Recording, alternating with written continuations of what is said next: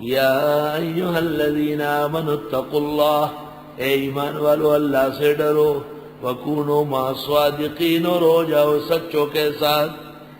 کیونکہ جب حضرت تشریف لائے اور مسجد نبوی میں بیٹھ گئے اور بانا گیر آئے، قسم قسم کے بہانے کیے، تو حضرت نے منظور فرمایا۔ ان کو بھی لوگوں نے کہا آپ بھی بہترین بانا بنائے، جان چھوڑائے، یہی کافی ہے کہ حضرت آپ کے لیے دعا کر لیں۔ لیکن جب حضرت کا چہرہ دیکھا، بخاری میں کہتے ہیں جب میں نے آپ کا منور چہرہ دیکھا، زال عنی کل العذر، سب بہانے ختم، اور میں نے کہا حضرت میں مجرم ہوں، میرا کوئی عذر نہیں، مجھے سزا چاہیے، چل جب تک خدا تجھے معاف نہ کرے میں بھی معاف نہیں کرتا۔ اور اعلان کیا کوئی ان سے بات نہ کرے۔ اس غم و اندوہ کے ماحول میں کہتے آ کے مسجد نبوی میں نماز پڑھتا، اور میں سلام کرتا تو حضرت کے ہونٹ نہیں ہلتے جواب میں، اس سے بہت تکلیف ہوتی کہ بہت بڑا صدمہ حضرت کو پہنچا۔ قریب میں نماز پڑھتا، جب میں دیکھتا تو حضرت مجھے نہیں دیکھتے، اور جب میں نہ دیکھتا تو حضرت دیکھتے۔ تو خواجہ عزیز الحسن مجذوب نے اس کو نظم کیا، یوں نظر تو ہم پہ ڈالی جائے گی، ہم نے جو دیکھا ہٹا لی جائے گی، یوں نظر تو ہم پہ ڈالی جائے گی، ہم نے جو دیکھا ہٹا لی جائے گی۔ علماء لکھتے ہیں ان کے دیکھتے وقت نہ دیکھنا ناراضگی تھی، لیکن جب یہ نہ دیکھتے پھر دیکھنا ضروری تھا تاکہ ایمان سلامت رہے، ورنہ پیغمبر کی کلی ناراضگی سے امتی کا ایمان نہیں رہتا۔ اللہ اس لیے تمام مسلمانوں کو کہتے ہیں کہ ہمیشہ سچ بولو اور سچوں کے ساتھ ہی رہو۔ اللہ اللہ تیرا شکر، اے ایمان والو اللہ سے ڈرو اور ہو جاؤ سچوں کے ساتھ۔ ما کان لأہل المدینة ومن حولهم من الاعراب، نہیں یہ اجازت مدینے والوں کو اور آس پاس اعراب کو، ان یتخلفوا عن رسول اللہ، کہ پیچھے رہ جائے پیغمبر سے، ولا یرغبوا بانفسهم عن نفسه، اور نہ یہ کہ ترغیب دے اپنے آپ کو حضرت کے جی سے، ذالک بانہم لا یصیبہم ظمأ، اس لیے کہ نہیں پہنچتی ہے ان کو پیاس، ولا نصب نہ تکلیف، ولا مخمصۃ نہ بھوک، فی سبیل اللہ اللہ کے دین کے راستے میں، ولا یطؤون موطئا، اور نہ رونتے ہیں کوئی جگہ، یغیظ الکفار جو غصہ دلائے کافروں کو، ولا ینالون من عدو نیلا، اور نہ یہ پاتے ہیں دشمنوں سے کوئی تکلیف، الا کتب لہم بہ عمل صالح، مگر لکھا جاتا ہے ان کو اس کا بھی نیک عمل، اجر، ان اللہ لا یضیع اجر المحسنین، ولا ينفقون نفقۃ، اور نہیں خرچ کرتے ہیں کوئی خرچہ، صغیرۃ تھوڑا، ولا کبیرۃ نہ زیادہ، ولا یقطعون وادیا، اور نہ یہ طے کرتے ہیں کوئی سرزمین، الا کتب لہم، مگر وہ لکھا جاتا ہے ان کو، لیجزیہم اللہ احسن ما کانوا یعملون، تاکہ بدلہ دے اللہ وہ بہترین جو عمل کرتے تھے۔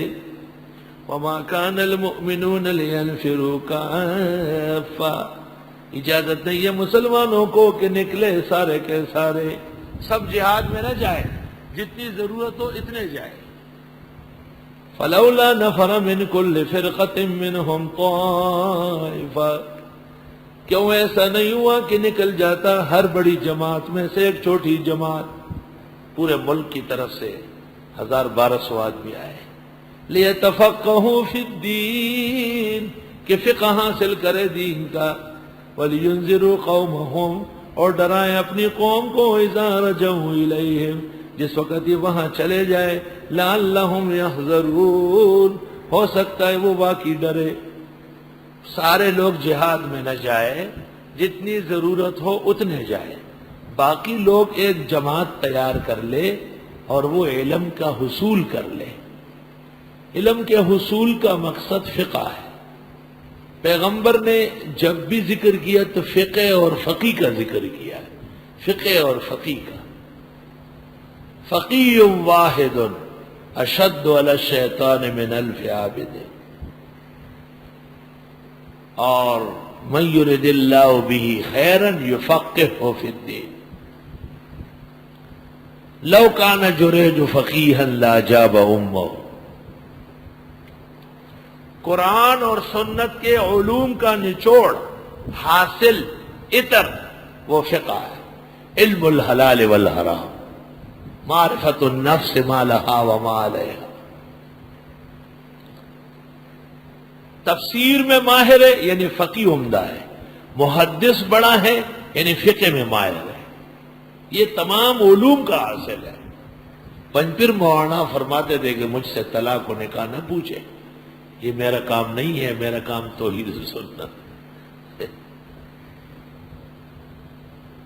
نہیں ہے شان مسلمانوں کی کہ وہ جہاد کے لیے جائے سارے کے سارے، نہ سارے تبلیغ میں جائے، کچھ افراد بہت ہے، ہاں اجتماع میں جائے.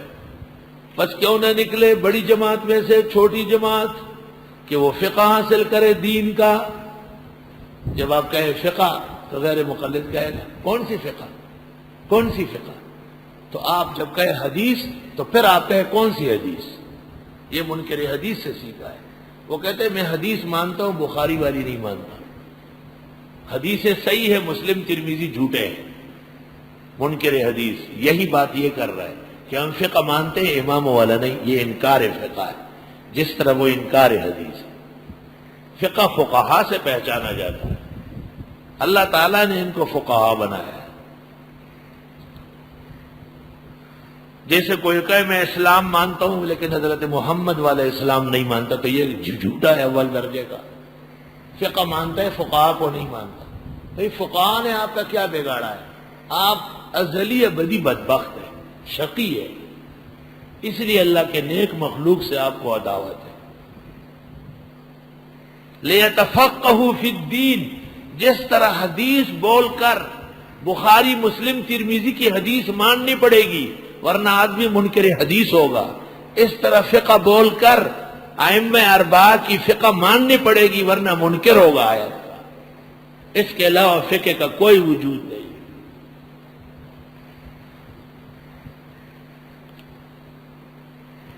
لِيَتَفَقَّهُوا فِي الدِّينِ. تفقہ دین پیدا کرے. وَلِيُنذِرُوا قَوْمَهُمْ. اور ڈرائے اپنی قوم کو اللہ کے عذاب سے، 3 طلاق کے بعد دوبارہ بیوی رکھنے سے، اور اتباع ہوا سے، لامذہبیت سے. اذا رجعوا الیہم. جب وہ مسئلہ پوچھنے آئے، لعلہم یحذرون.